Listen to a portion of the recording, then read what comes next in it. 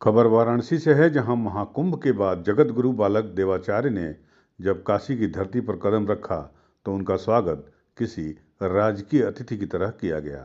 महाकुंभ के तीनों अमृत स्नान के बाद जब संत प्रेम, दया और एकता का संदेश लेकर निकले तो जगत गुरु का स्वागत वाराणसी के विभिन्न स्थानों पर बड़े ही धूमधाम से किया गया। राजा तालाब, हरहुआ, बनियापुर, लमही में जगत गुरु के स्वागत के लिए पुष्प वर्षा की गई और बैंड बाजे के साथ उनका स्वागत हुआ। आपको बता दें, वाराणसी के लमही पहुंचने पर सुभाष भवन में वनवासी समाज ने बच्चों के साथ तीर धनुष के साथ उनका स्वागत किया। दलित समाज की महिलाओं ने राम ध्वजा लेकर उनकी अगवानी की, जबकि मुस्लिम महिलाओं ने आरती उतारी। विशाल भारत संस्थान के जिला चेयरमैन नौशाद अहमद दुबे ने भी महाराज का स्वागत किया।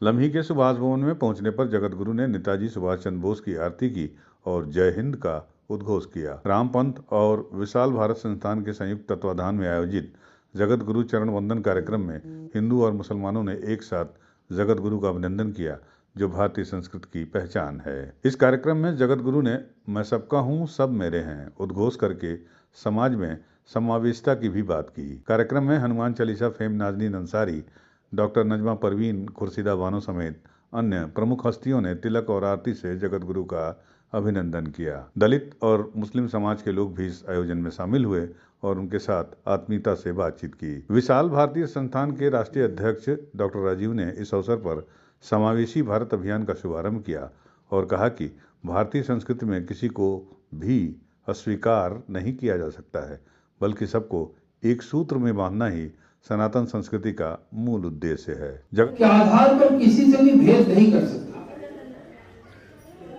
महाराज जी के जगत गुरु के आदि जगत गुरु रामानंद जी महाराज ने एक मुसलमान और एक दलित को दीक्षा दे करके पूरे दुनिया को यह बता दिया कि किसी भी तरह का भेद सनातन संस्कृति में नहीं है। और ये जानकर आपको आश्चर्य होगा कि हमारे यहाँ धर्म की दीक्षा नहीं दी जाती, हमारे यहाँ संस्कृति की दीक्षा दी जाती है। जगत गुरु बालक देवाचार्य ने अपने आशीर्वचन में कहा कि भारत में ऊंच नीच, जातिवाद, मजहब और लिंग के भेदभाव से मुक्ति होनी चाहिए। उन्होंने यह भी कहा कि स्त्री रक्षा के लिए रामायण हुआ और जब भगवान राम ने पशु पक्षियों में भेद नहीं किया तो इंसानों में भेद कैसे किया जा सकता है। उन्होंने आगे बताया कि वे शीघ्र ही धर्म कैबिनेट बनाएंगे, जिसमें सभी समाजों, धर्मों और समुदायों को शामिल किया जाएगा। वेद क्योंकि इतने कठिन है, संस्कृत में है, और वो भी संस्कृत इतनी कठिन कि सबको पढ़ पाना बड़ा मुश्किल था।